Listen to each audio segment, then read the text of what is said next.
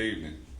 We're here for Testimony Tuesday, and I actually been praying about it, and I decided I was going to share my testimony of how the Lord has changed me.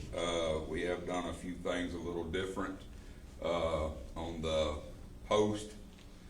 I think we do have if you have a question during my testimony, something I say, something that happened in my life, or that you have a question, and you can either post it live on here, or you can send a text to that phone number that's posted on the screen on this side, one of these sides. I don't know which side it's on.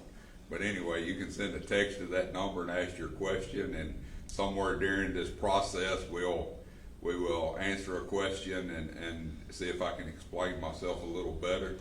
I really have not rehearsed this at all, but we're going to see where it goes. I did tell both of my sisters I was going to talk about them, and it wasn't going to be good, but I was telling a story to them because I can't say anything bad about them. So, but I do welcome everyone. If you do have a question, you can text it, you can post it.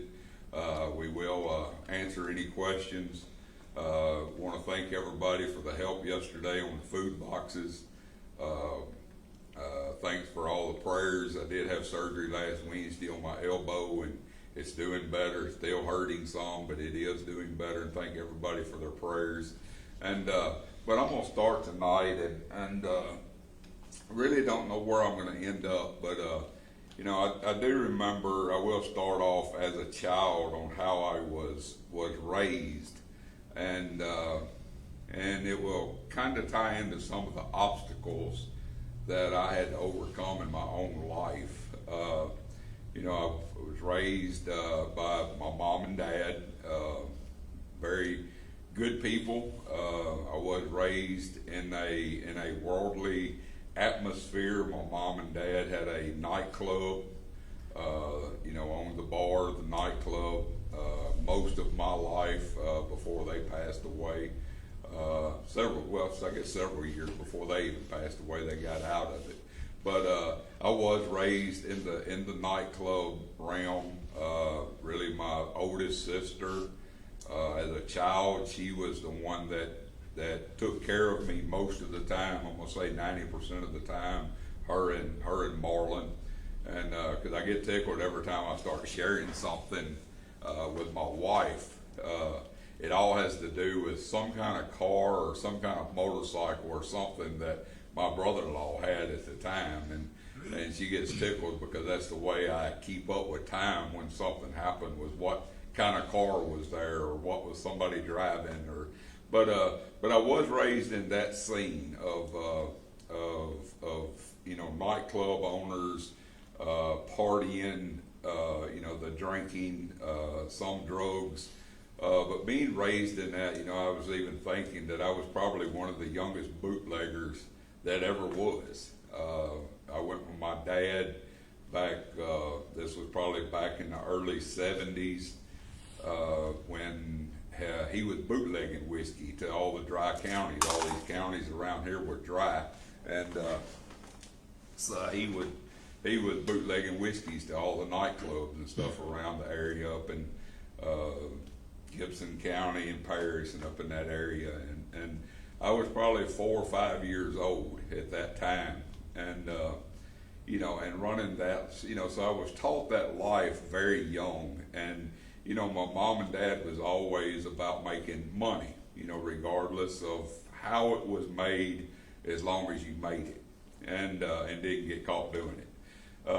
You know, made it through that life. Like I say, 90% of the time I was with my older sister, and she took care of me most of the time, and done a very good job. And she worked all the time, or worked a lot of the time too, but she did have to sacrifice quite a bit to take care of us and other people that's in the family that had to take care of us.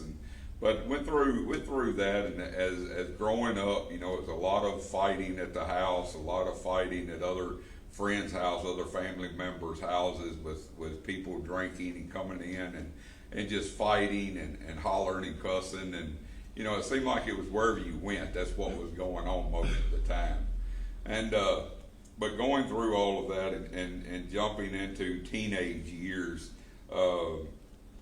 it was went through some things at a young teenage age that kind of set me apart from the rest of the people, like through high school. Some of the things that I really don't want to call out anybody's name, but some things that I went through during high school, it kind of set me in a different place than everybody else, because being so young and so I was kind of set apart, not really set aside, but I was looked at different, and from females and that type area. Then going through and becoming a teenager, got into running around quite a bit. Then got married at 18. I'll just jump to my married at 18, young. Dated the same girl from the time when I was probably 16. Got married at 18. Good girl. Can't knock anything. I'm not going to say anything bad about her. Didn't work out. We was married for a little over 3 years, and just young. Never been anywhere, never done anything, never really grew up, and just kind of went our separate ways. And no hard feelings between us or anything. And so I was back single again, and I started running the bars and all of that stuff. I was factory I was in, and so I started running the nightclubs, started playing the nightclubs, started playing music in the nightclubs, and that was really where I spent my life for several years.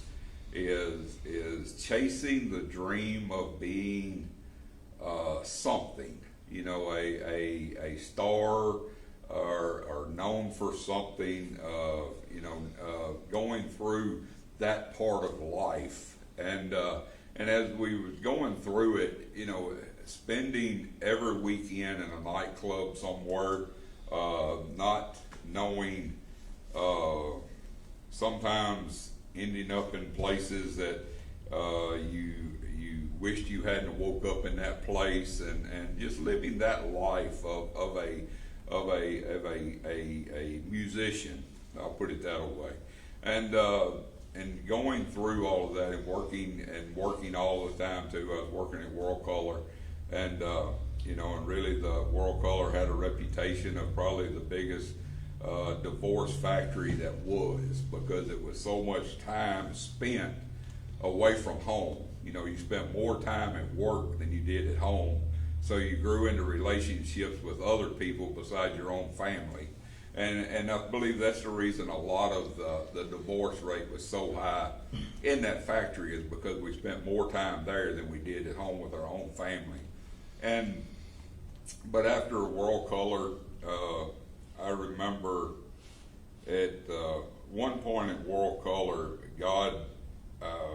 I was playing in a rock band at that time, and I remember a situation that I was in, and I've shared this several times, from the pulpit, but I was in a situation at the time, and I was at work, and I was doing a PM on a machine there. I was doing a maintenance on a machine, and I heard a voice. I mean, it was clear as me sitting here talking to you, and it said basically it said that I needed to go home. I'll put it that way, and through the circumstances, I did end up getting to leave work, and I got home, and the situations that was there was not right, and had a falling out there with a person, and as we went through it, I'm sitting here thinking the whole time of the goodness of God. I wasn't saved, had never been saved, went to church when I was a child, kicking and screaming, and hated every minute of it. But I knew in that situation of God speaking, and and I'd always remembered, as a child, they always tell you if you get in trouble, pray. And that's a good and a bad thing, but this time it was a good thing, and I did pray, and I was lost. And I prayed and I asked God to show me things, and He did, and that's what kind of woke me up, and it was some things going on, and me out running around town in this situation, and Him telling me places to go. And I pull up there, and there's my answer, and there's an answer going on, of what I was asking.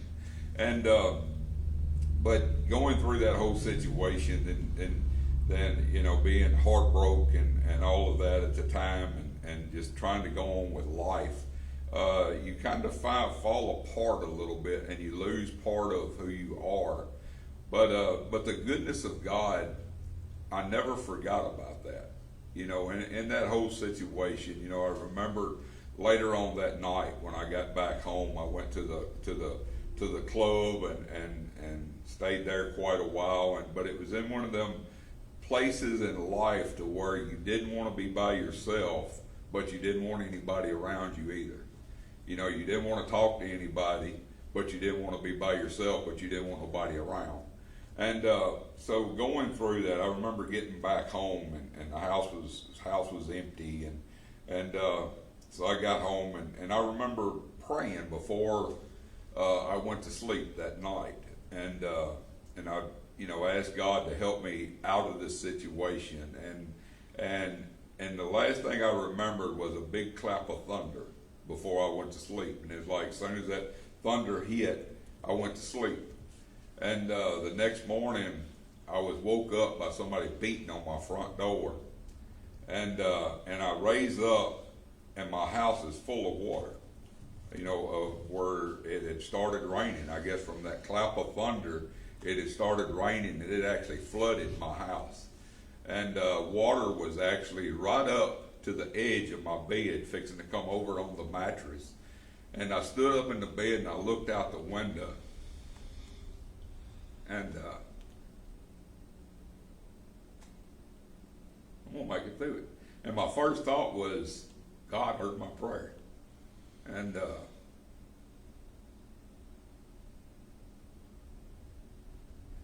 I never forgot that.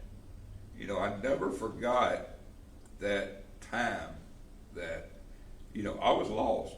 If I'd have died, I'd have busted hell wide open. I was that far gone. But I remembered when I stood up and I looked out, and all I seen was water. And all I could think about was, He heard me. He heard me. And so I kind of step off in the water, and it freezes water. I should have been dead, really, because the electricity never was throwed. I had water receptacles was underwater, fan was over trying to run in the water. When I stepped into the water, all the electricity that was there actually should have killed me as soon as I hit the water.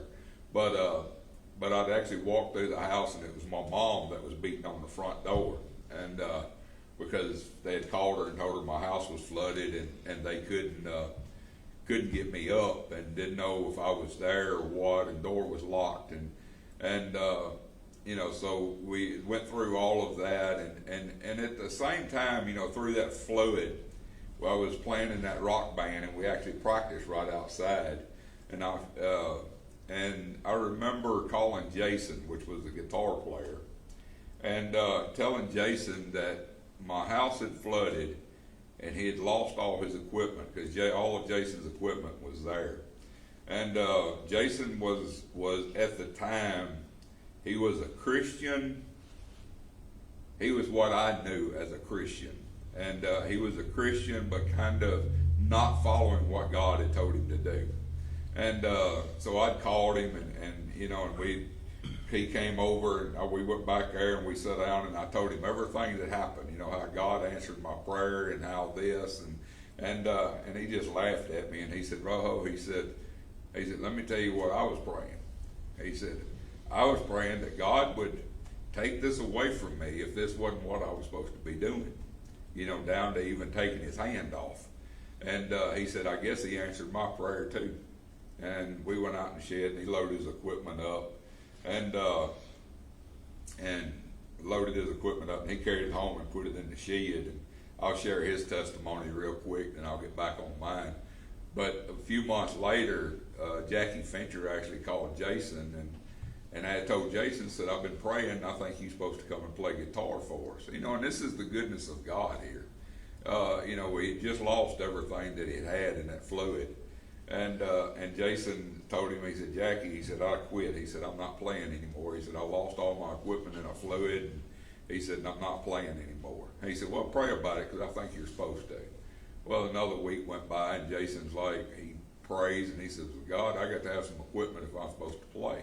So he goes out there and pulls all that equipment back out of the shed and takes it apart, puts it in his driveway, and takes a water hose and washes out all these electronics. You know, all of these processors, effects, power amps. I mean, they're caked full of mud from the backwater that flooded in there. And he took a water hose and washed it all out and put it back in, put it all back together, and hooked everything back up. And when he turned it on, it was only one piece in there that didn't work.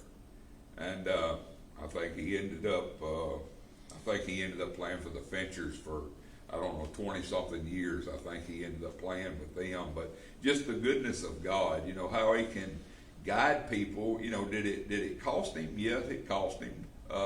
You know, did it cost me? Yeah, I mean, it cost me the house I was living in, but you know, we ended up fixing it. And but you see the goodness of God, because even when I wasn't saved, you know, God still listens. You know, God still cares about where you're at. And God cares about who you are and what you're doing. And you know, because even in the time that I was lost and was, you know, not doing what I was supposed to be doing at the time, and you know, but God still had mercy. You know, he was still showing himself to be true, to be real, to, you know, and I never forgot any of that. And sometimes later I ended up driving a truck and used to run up to Elizabethtown, Kentucky every night out of Komatsu, and I ended up meeting Debbie in Union City, and we got to talking, and she was kind of a Christian on the run. She had went through some things, and y'all pray, because I'm trying to get Deb on here to share her testimony, and she can share it a lot better than I can. And but she was a Christian on the run from some situation that was going on in her family, and you know, and I was going through this with me, and so we would talk. You know, I'd go through and turn around in Elizabethtown and come back, and when we came back, you know, me and her ended up getting married. You know, we talked to each other several months, and started seeing each other. Me and her got married, and she was a Christian, and I wasn't. You know, I was still. You know, I'd tell her the stories, and she would talk to me about God, and you know, and the thing was she was trying to run from God, and I was kind of looking for God because of the thing that I'd went through. So I had all these questions, and so it's like she was trying to get away, and I was trying to get all these questions answered, but sometime later we ended up getting married, and probably the thing that probably saved my life, just to be honest, is that's probably what really saved my life at the time. Some things that took place before the situation, was some things that took place, and you know, some things that took place in her life. You know, and I was thinking to myself, you know, it was so bad that I thought to myself, if this is what it means to be a Christian, I don't know that I want to be one. through the things that they were going through as a family, them. And as we was going along, say we was married. She had 4 boys and Lisa, and like I say, it was probably the best thing that ever happened to me was her, getting me on track. And but when we were going through different things in our life, and we got to looking for a church, and I'd started a trucking company and all of that, and so we were doing the trucking, and we found a church, and God had blessed us. He blessed us with a house. He blessed me with a trucking company. I ended up buying the guy out that I was driving the truck for. I ended up buying him out, and so God was blessing. And we got to looking for a church, and we found a church in Dyersburg, and we went to church there several years, and I started getting a moving from God, I guess is what it would be, because I was driving a truck at night, and I would drive from here to Arkansas over in right outside of Texarkana and back every night, Monday through Friday, and that was that was kind of my prayer closet. That's where I prayed, was in that truck driving down the road, and I can remember coming across there and praying, and it was a friend of ours had started a school in Rhode Island, a Christian college in Rhode Island, and something in me started stirring about going to Rhode Island to go to Bible college, and as I pursued it, the stronger it got, and we were praying and about it, and and I was coming across Arkansas. I'll share this testimony with you. I'll tell you, I'll back up. I'm gonna back up, share a couple of testimonies of God's goodness. And but this was one night I was leaving out, and this is before I'd actually bought this trucking company out, and I was driving for the other guy. And one night I was leaving out, and this is before I got saved. There's another testimony of how good God is. But I was leaving out, and I was coming down Old 51, and there was a sign there for Beach Grove Baptist Church.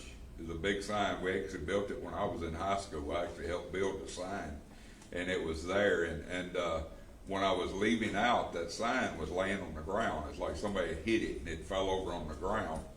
And I asked the Lord, I said, Lord, I said, if you're real, and if I'm supposed to turn my life around, have that sign standing up in the morning when I come back in. Well, this is like 6:30 in the afternoon. I get back in like 2:30, 3 o'clock in the morning. Well, I coming back in, and I'm coming down Old 51 right there past South Fork, and the road sign stood right there at not Twin Rivers Road, but whatever that road is, at Bruceville Slab.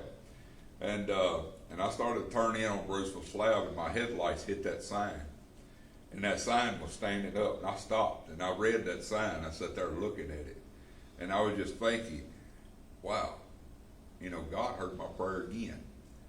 And I drove on by, and I going around, and I pulled in the Beach Grove Baptist Church parking lot and just lose it. I mean, I cry like a baby, because God had heard me,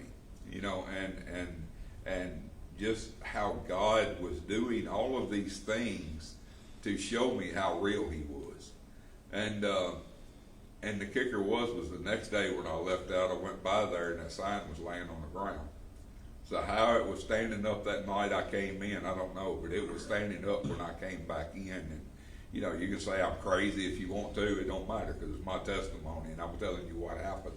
And but I think it was the goodness of God, that He was showing me, that He was drawing me.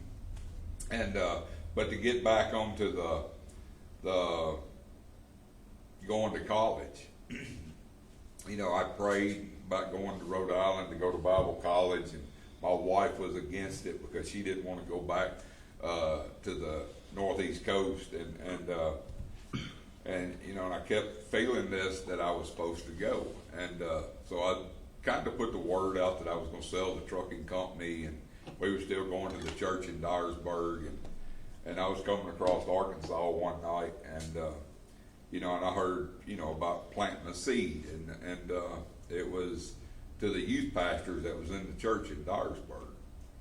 And I didn't say anything, and I guess a couple mornings later I got home, and Deb was sitting there at the kitchen table, and I was like, "What are you doing up?"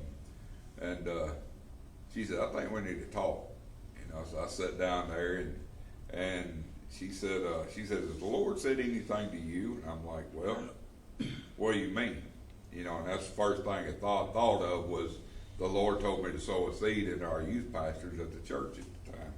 And she said, "You ain't gonna like it." I said, "What is it?" She said, "We're supposed to sow a seed into the youth pastors, give them some money."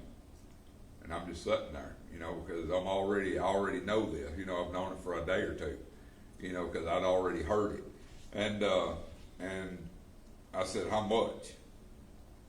She said, "That's the part you're not going to like," which I already heard what the Lord had told me to give them too. So she said it, and I said, "Okay." I said, "That's what I heard too." And so she called them, and I actually went to their house and carried them what we felt like the Lord said give them, and called them and told them we were coming. So I went over there and went in, and they was there, and I walked in, and and I told them what happened, told them that I kind of sat on it, and then Deb kind of confirmed it, and so here I am, and we sat there and talked for a little bit, and they kind of broke down, and come to find out that they were behind on their utility bills and behind on their rent. And so it got them caught up on their bills, and so it was like an answer from God. And he said he knew that I was trying to sell the trucking company. So he at the end there, he said, "Well, let me pray for you leave." I said, "Okay." And he prayed for the trucking company to sell, and for me to get a 100-fold return on my money. And right when he got done, he said, "And let it be 2 weeks late." And I'm like, "You ain't funny." And so we went on, and I went home, and and I finally determined I'm going to Rhode Island to Bible college regardless. And so I determined that I was going to run the company from Rhode Island and just fly back home every couple of weeks or something. And as we were going, we packed everything up, we left, we got up there, and it was about a week and a half later, the phone rang, and it was a guy. He said, "I heard you were selling your trucking company." I was like, "Yeah." He said, "I want to buy it." He said, "You need to come home." And the first thing I thought was, Michael, was the prayer from the youth pastor was, whenever it sailed, let it be 2 weeks late. Well, it was almost right at 2 weeks late after we had done left. I had to turn around and come back home to sell the trucking company. But it still shows you the goodness of God through everything that we do, everything that, we can't outgive God.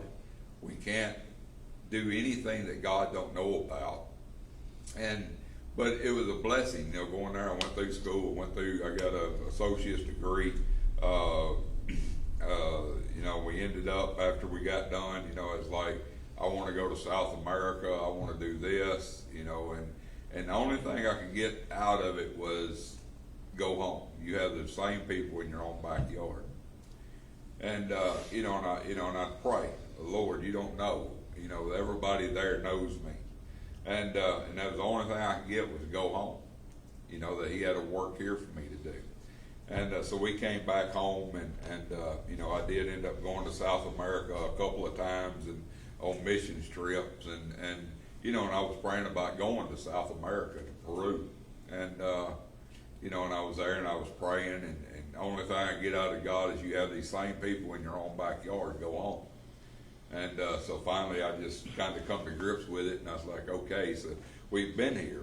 And Came back, went through a few different things, a few different works, a few different churches, and ended up here at Tabernacle of Praise. And it's been a blessing. The pastor has been a blessing. It was we went from the charismatic world into the conservative world, and back and forth, trying to find balance in our walk with God.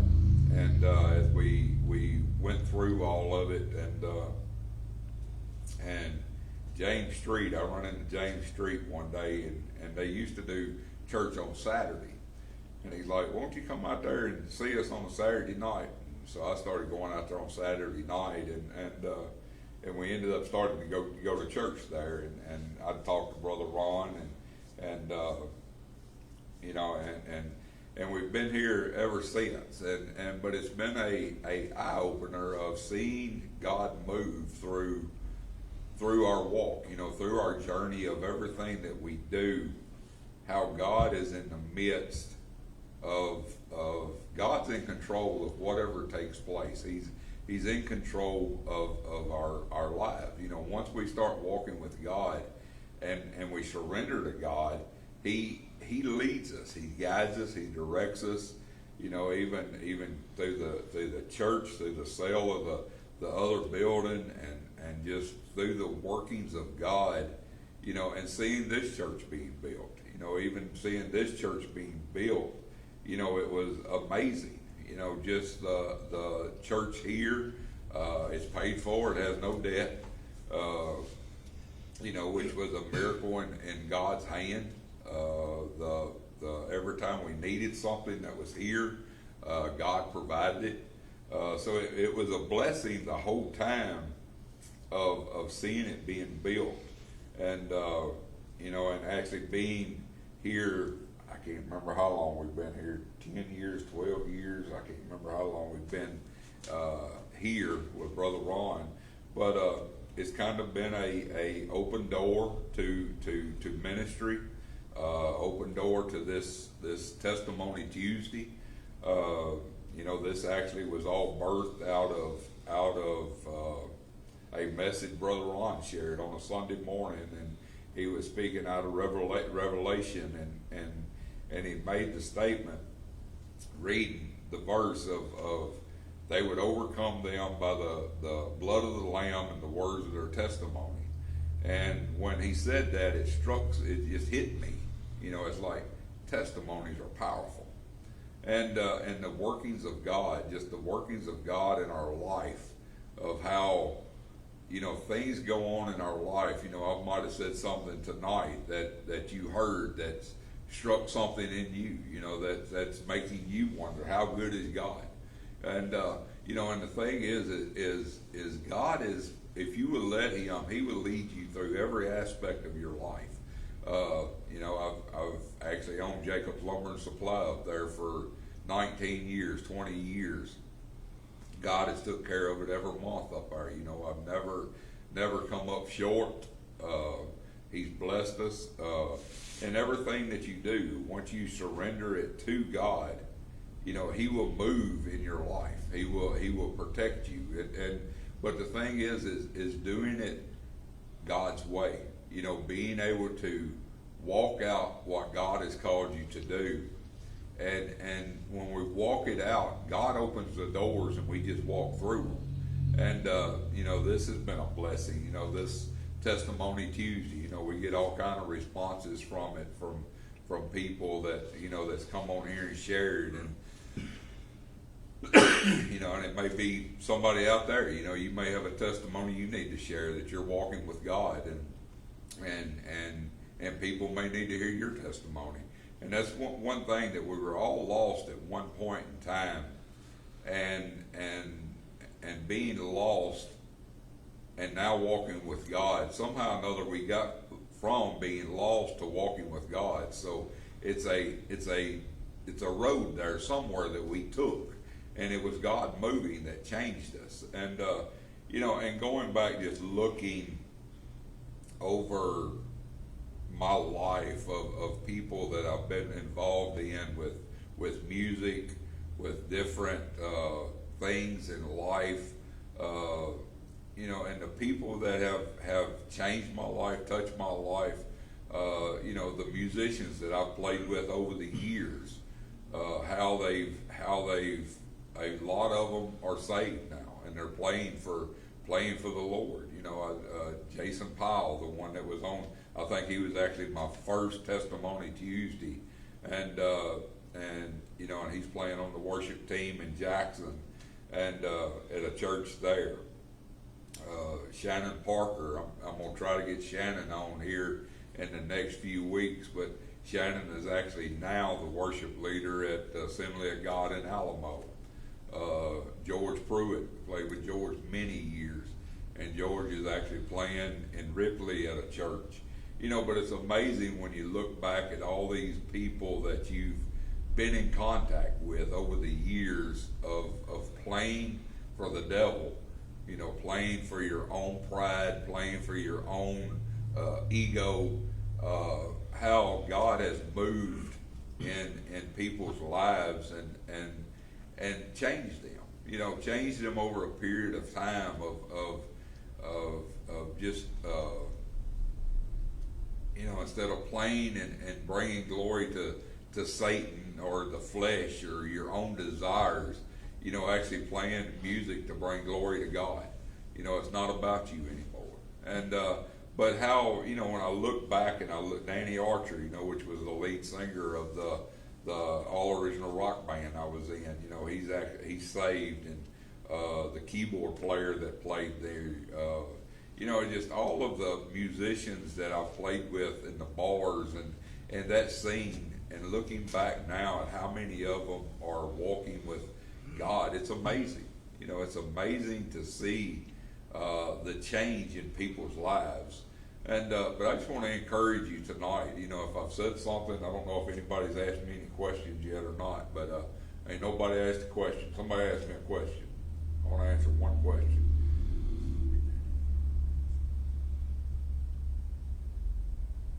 Yeah, I was reading one of Teresa's comments about when my house flooded. Yeah, but if you have any questions, you can post them real quick, or you can send Clint a text, and I'll answer any question I can. But I do thank you for the time. Thank you for tuning in. I just rambled along there. I've got a bunch of testimonies that I could have went into, but I try not to pull anybody else's names into them, and that makes it a little hard. But I do thank you for tuning in, and if you do have a question after this, something dawns on you, or if you're going through something in your own life and you have a question, you can send me a message, send Clint a message. I will respond to it. But I want to thank you for tuning in, and I do hope that you got something out of it, and that you are blessed. And just remember, walking with God is a life of change. You're going to change regardless. When you get saved, your life is going to change. And because as Brother Ron always says, if it's not any change, it's not any change. But when you get saved and you start walking with God, your life is going to change. Your desires are going to change. And the thing is we do things to glorify God. It's not to glorify man anymore. It's not to glorify me anymore. It's all to glorify God. So everything that I do, I want God to be glorified in it. And that's the thing, even with the testimonies, a lot of times you can share testimonies, and a lot of times it brings glory to Satan. It don't bring glory to God. I could share a bunch of them where I was walking in the world and things was going on, and dealing drugs and all of the things that we went through, but bringing the glory back to God was being changed at a time of in this time, being changed in this time. Let's see.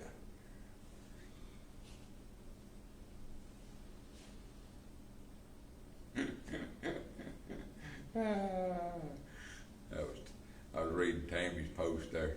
Yeah, me and Tammy was pretty close then, and yeah. but it is a good walk. You know, if you're out there and if you're lost, if you're not saved, and if some one of these testimonies has touched you, you know, through the weeks that we've been doing the testimonies, if they've touched you and you wonder, you know, could I be free? You know, could I be free from my life that I'm struggling with? The answer is yes. You can be set free. So if it's anybody out there that's lost, that you want to be set free, the Lord Jesus said that he who the Son has set free is free indeed. And this is all free stuff. You know, that's the thing, is you cannot earn anything. Backing up some of my mom and dad, you know, not that they only owned the bar for most of my life. My mom and dad both got saved. My dad got baptized in this church, or got baptized in this work. It wasn't actually this church, but, you know, so praise God, at 78, 79 years old, my dad did get saved, changed his life, but, you know, but the thing is if you are walking in a place that you're not happy, you're not fulfilled, God can fulfill you. God can fill any desire that you have in your life, and if you in that place and you're kind of on the border there, wondering, can God really use me? Can God really change me? He can. He can, and all it does is it starts with you surrendering yourself to God.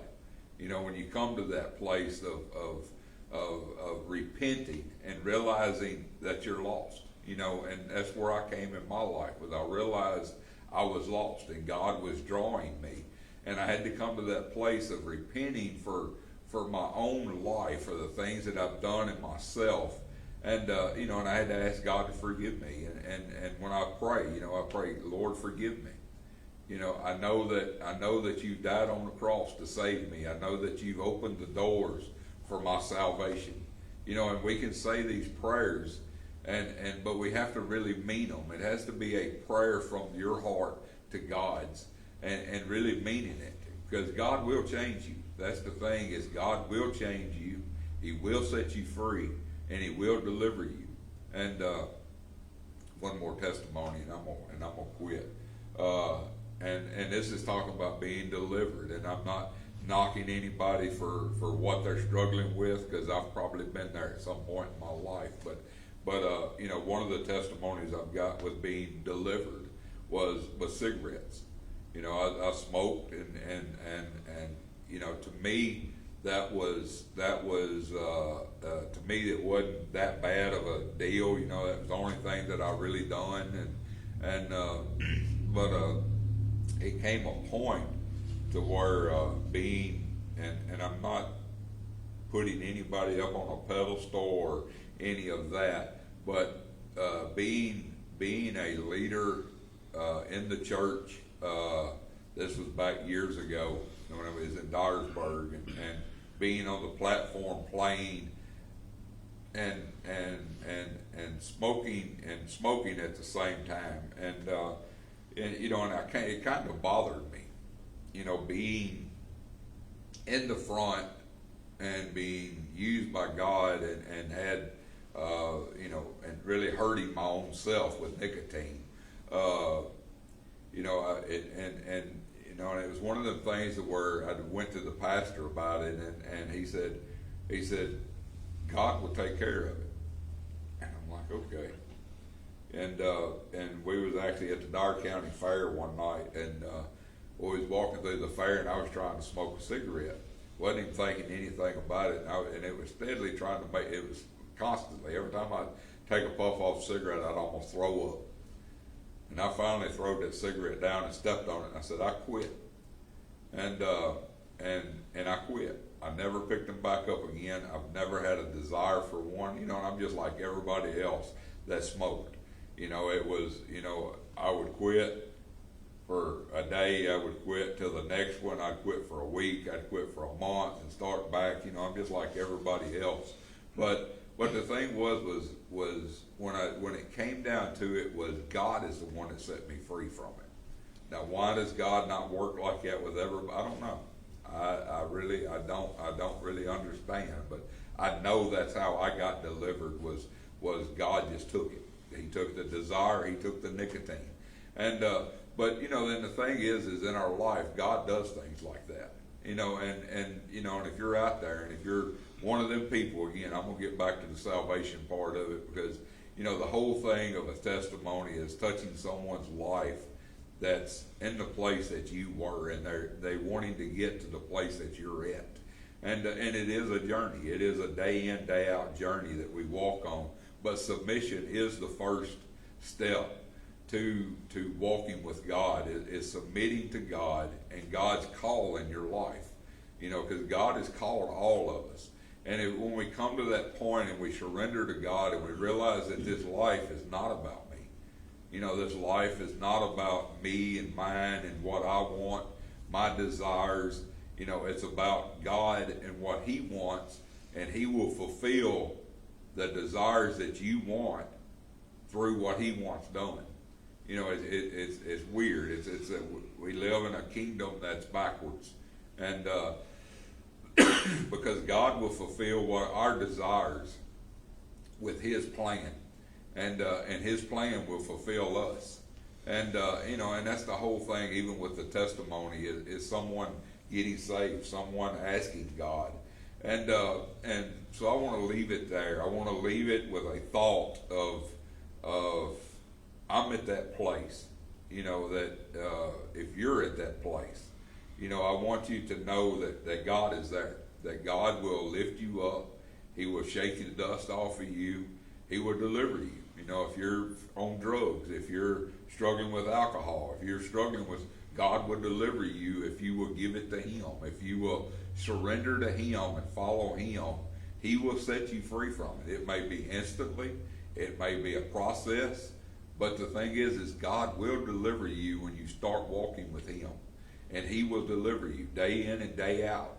And so if it's anybody out there that is lost, that's not saved, I want you to surrender, and I want you to say this prayer after me and mean it. And you just have to ask God. You say, Father, forgive me. Father, I know that I'm a sinner. I know that I'm not following you. I'm not following your desires. Father, I just ask you that you forgive me for my ways. Father, that you would help me, that you would lead me, that you would guide me, that you would direct me. Father, that you would pick me up and carry me. Father, I surrender to you. I give my life to you, and I ask you that you would lead me, that you would help me, and I repent of my life. And I give my life to you for you to work in. And Father, and I just thank you for it. Thank you that I am forgiven, and I am free, and I am saved. And if you prayed that prayer and you really meant it with your heart, if you really meant it with your heart, and I ain't going to say everything's going to be perfect, and I ain't going to say that all hell ain't going to come against you tomorrow, because it probably will. But if you said that tonight, leave us a comment. Let us know that you have given your life to the Lord, and you're ready to turn your life around. And if you're that person, let us know. Send us a text to that phone number that's on the screen. Post us a message, send us a message, and we're going to pray for you. And if you don't have a church, you're more than welcome here at Tabernacle of Praise. We're at 9879 Highway 51 North in Halls, just out here on the 4-lane. We have service on Wednesday nights at 7, Sunday mornings at 9:45, service at 10:45, and Sunday nights at 5:30. So we would love to have you. If you don't have a home church, if you don't have a place to belong, if you don't have a place to call home, we would love for you to come, join us, become a part, and we just thank you. I thank you for giving me this time, and I thank you for I hope you got something out of it. And may the Lord bless you and lead you and guide you and direct you. And we will see you tomorrow night at 7 o'clock. We will be live on here again tomorrow night, but I would rather you come and be a part of it here. And we will be in service here at 7 o'clock tomorrow night. If you don't have a place to come, we'd love for you to come and join us. And y'all have a blessed evening, and we will see you soon.